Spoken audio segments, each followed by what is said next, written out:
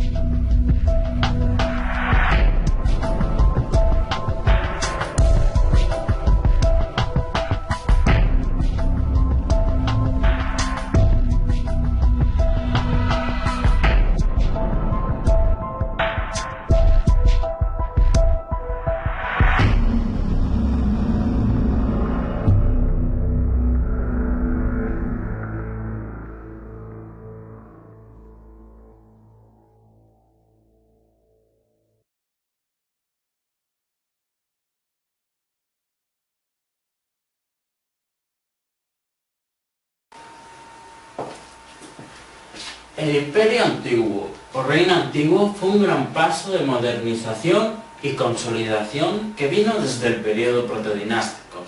La política, la religión, la cultura y otros aspectos se consolidaron con la unificación de las tierras del Nilo por parte de Narmer, el primer gran faraón de todas las tierras del Egipto antiguo. Con este faraón apareció por primera vez el gobierno centralista en el mundo. Otro de los faraones más importantes de este periodo es Djéser, conocido como Nefertret, quien trasladó el gobierno de la ciudad principal a Menfis y extendió las tierras por Sinaí y Nubia. Aunque más importante que Djéser fue su visir Imhotep, un sacerdote sabio, astrónomo, científico, médico y arquitecto de la pirámide escalonada de Saqqara, que posteriormente, tras su muerte, fue divinizado. Tras el reinado de Pepi II o Neferkara, que duró cerca de 94 años, hubo un declive de la sociedad egipcia que dio fin al Imperio Antiguo y comienzos del primer periodo intermedio de la sociedad del Antiguo Egipto. En el Reino Antiguo se distingue por el tema principal de que el gobierno cambia, pasa de un estado de realezas a un estado real, de un solo gobernante, el faraón. Esta es la característica que se le da a una persona que gobierna el mundo terrenal y que será divinizado tras su muerte. La sociedad general creció en aspectos de riqueza y nivel social. La sociedad baja de hoy en día, o pobres, desapareció por completo, retomándose luego en la mayoría de las siguientes dinastías. Y se podía ascender de un nivel bajo a mano derecha de un gobernante de un nomo, o trabajar en el palacio del mismo faraón. Según la categoría o ciertos derechos dados por el gobernante o el faraón, podía heredar el cargo uno de los hijos o hijas. Las mujeres podían encargarse de cargos que eran considerados anteriormente de hombres, y los hombres de mujeres. La arquitectura toca su culminación celestial llegando a los máximos con templos, lugares de culto, pirámides monumentales. Y la escritura, la ciencia, la astronomía y demás temas de estudio se convierten en un estudio obligatorio para niños y jóvenes, con estudios básicos que luego se dividían en ramas como sacerdote, administración, arquitectura, etc. Y la literatura, la ciencia evolucionaron y se modernizaron. Las rutas comerciales marítimas se extendieron por toda Mediterránea y las terrestres por un 50% de África y casi el 80% de Europa y parte de Asia. Investigaciones recientes también confirman la existencia de que llegaron a Sudamérica y posiblemente a Australia.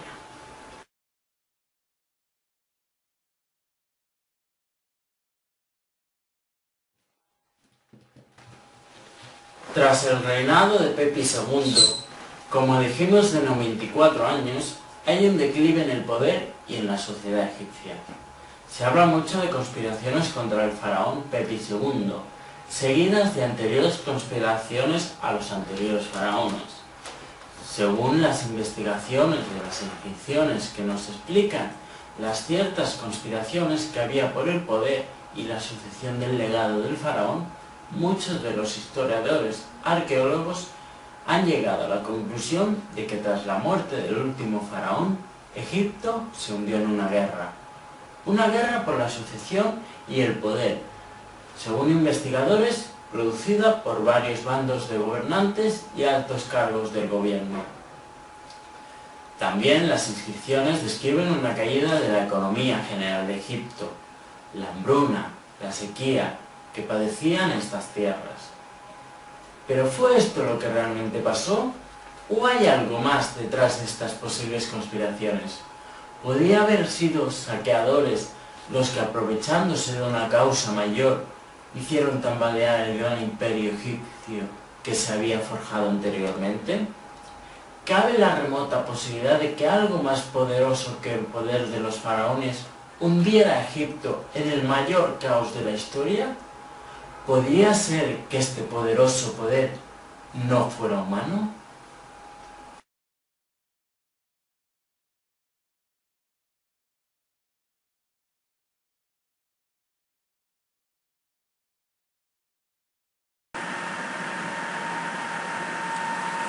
Casi ninguna de las inscripciones, o prácticamente se podría decir que ninguna, nos han llegado de este gran acontecimiento. Muy poco o nada sabemos de lo que amenazó al invencible imperio, pero de las pocas inscripciones que tenemos nos dejan un recuerdo imborrable de la mente de los antiguos egipcios. Diferentes egiptólogos y arqueólogos han intentado desvelar este gran apocalipsis que fulminó a el más grande de los imperios. Según investigaciones en el estudio de las inscripciones, se puede llegar a la conclusión de que este cambio se provocó en un máximo de 200 años después, posiblemente, de la muerte de Pepi II, aunque es posible que empezara antes. Más tarde, en 1989, se encontró una tumba en el Mojala, al sur de Tebas. Pertenecía a Anjetifi, un gobernante de la cuarta dinastía del Imperio Intermedio que vivía después del final del Imperio Antiguo. En las inscripciones se nos revela lo que pasó, que según los egiptólogos oficiales no es más que la típica retórica egipcia unida a la exageración. Pero no son exageraciones, ya que describe los acontecimientos, o para así llamarlo, la vida cotidiana, que presentaba Egipto en un determinado tiempo. Y no se habla de ciertos acontecimientos divinos o religiosos. Pero lleguemos a nuestras conclusiones con el texto original. Yo estaba en duelo por mi trono, los de palacio estaban en dolor, porque Hapi no había llegado a tiempo. En un periodo de 7 años fue escasa graín, Kernel se secó, cada hombre robaba a su hermano. Los niños lloraban, el corazón de la vieja era necesitado. Los templos fueron cerrados, los santuarios cubiertos con polvo. Todo el mundo estaba en peligro. Consulté a uno de los funcionarios de Ibis, el jefe lector sacerdote de Imhotep, hijo de Ptah. Él salió, volvió a mí rápidamente. Él quisiera saber el flujo de Hapi. Todo el alto egipcio estaba muriendo de hambre y la gente devoraba a sus hijos. Pero yo no permití que nadie muriese de hambre en este nomo. La ciudad entera había llegado a ser como langostas.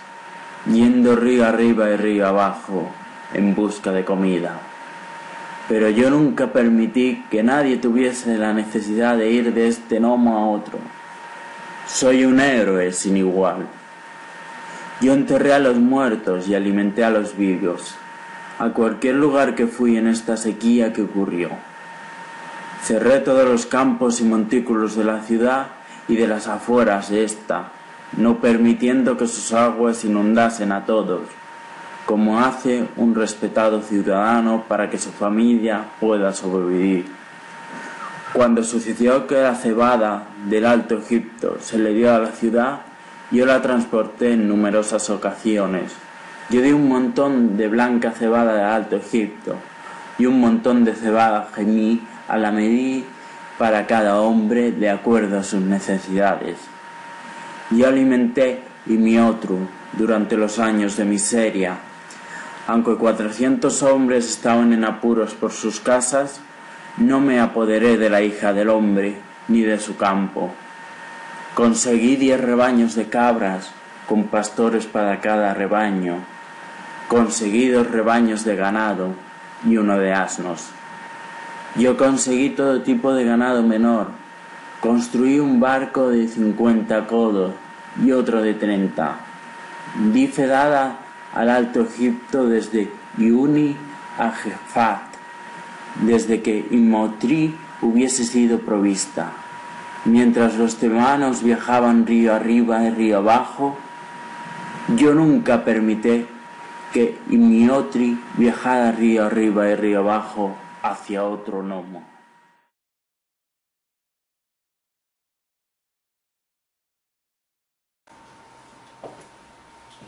Se han investigado las causas que llevaron a la primera gran civilización egipcia a su prácticamente extinción y por qué hubo una época oscura de unos 200 años tras esta desaparición. En mi opinión, el final del Imperio Antiguo es un conjunto de circunstancias que llevaron al desorden y finalmente la desaparición de este poderoso imperio que se había forjado. Varios egiptólogos han puesto la hipótesis de que el nivel del Nilo había de haber descendido un mínimo de un 30% de su capacidad. No se suministraría agua a los cultivos y el nivel del agua caería en picado, sequía y hambruna. Pero para que estas hipótesis fueran aceptadas, debía de haber pruebas de ello. Para ello se han investigado las subidas y bajadas del nivel del Gran Río, pero no había tales datos o no se habían encontrado que perteneciera a esta época. Para ello hay que trasladarse al siglo VII después de Cristo, cuando los árabes conquistaron estas tierras. Los árabes medían cada año el nivel del agua con esta columna, donde dejaban pasar el agua. Aquí se encuentran datos de más de 1000 años. Se encuentran unos datos muy precisos. Cada 200 años se producía una bajada brusca del nivel, o no había crecida. Si la crecida era de 1 o 2 metros inferiores, habría sequía y hambruna, debilitando el poder y el país del Nilo. Una de las consecuencias que aprovechó Napoleón para ganar y aprovecharse de estas tierras. Pero lo que no cuadraba era que la sequía había durado unos años, pero no 200 años. ¿Qué pudo afectar tanto al Nilo? A partir de aquí nos tenemos que mover a otra característica de la vida egipcia, el desierto. Se han hallado poblados por todo el desierto y sobre todo restos de acacia, hierbas, palmeras y otras plantas bajas. El resultado de pequeñas muestras por todo el desierto da el resultado de que antiguamente había agua subterránea y con ella la vegetación verde. No había exactamente un bosque, pero sí una especie de sabana con pocos árboles y hierba, un lugar habitable que los egipcios hicieron más paradisíacos cerca de las capitales. Textos poéticos egipcios sobre papiro describen la devastación provocada por el avance del desierto. El desierto se abre camino, reclama la tierra está herida, las ciudades devastadas, El sol cae, nadie vive donde hay tormentas de arena, no sabemos qué ocurrirá. Encontramos pruebas de la disminución global del agua caída en esta época, en pruebas de estalactitas de una cueva de Israel. Esto demostró que las precipitaciones se habían reducido en un 20%. Esto es consecuencia de un cambio climático a nivel mundial. La prueba definitiva la encontramos al norte, en los glaciales de Islandia. Determinados icebergs con franjas negras de ceniza revelaron y afirmaron este gran cambio que se produjo en Egipto y también a escala planetaria.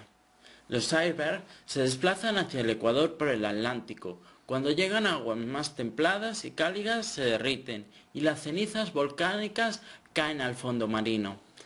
Las muestras recogidas por todo el mundo afirman que estos bloques de hielo flotante estaban tan al sur que solo podían deberse a periodos de extremo frío.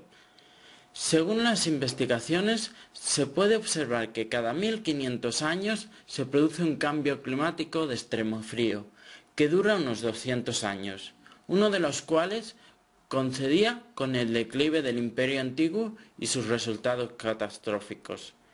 Este cambio tiene pruebas en todo el mundo. Cuando Europa estaba en crisis de edad glacial, Egipto estaba en hambruna y sequía. ¿Una simple coincidencia? Pero falta el declive del nivel del Nilo. Eso lo encontramos al intentar sacar pruebas del lecho del lago Birket Aquarium, a un lago que se conserva gracias a la entrada de agua del Nilo por un canal.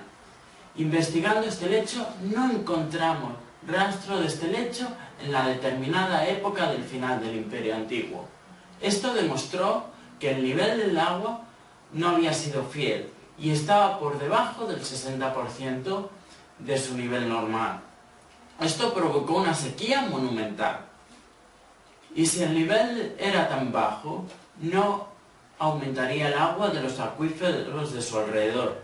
Esto provocaría la sequía de los mismos, la pérdida o la destrucción, la sequía de las plantas y la hambruna de los animales y los egipcios. Y si sumamos esto a unos 200 años, el resultado es catastrófico y descomunal.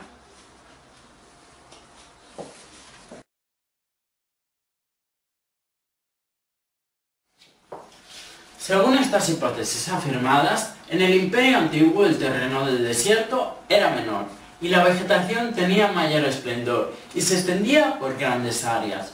En los templos, palacios y distintos monumentos se extendía gran vegetación y jardines de ensueño, casi todos con acceso general a la mayoría de los egipcios. Nos encontramos en uno de los complejos más famosos, la meseta de Gizeh, un complejo funerario con pirámides, mastabas y templos. Según estudios geológicos, se puede afirmar que en el Imperio Antiguo había vegetación y según el estudio arqueológico se dice que había zonas de jardines. Según estudios geológicos hechos a través del satélite, se puede observar y distinguir dónde había antes agua y posibles ríos secundarios en el valle del Nilo. También podemos afirmar que durante el Imperio Antiguo el norte de África se parecería más a esta imagen. A pesar de que los estudios de los 2 últimos años dicen que el desierto del Sáhara era aún menor y la vegetación aún más abundante, y había lagos y ríos que lo atravesaban. Fijaros bien en la gran estatua que tengo a mis espaldas. Y recordemos la frase del programa: la historia no es como nos han contado. Pues bien, la Esfinge en un principio en el Imperio Antiguo no tenía esta forma. Su forma era más bien parecida al dios Anubis. Con esta imagen volveremos en el próximo programa. Lo titularemos Anubis, el padre del terror.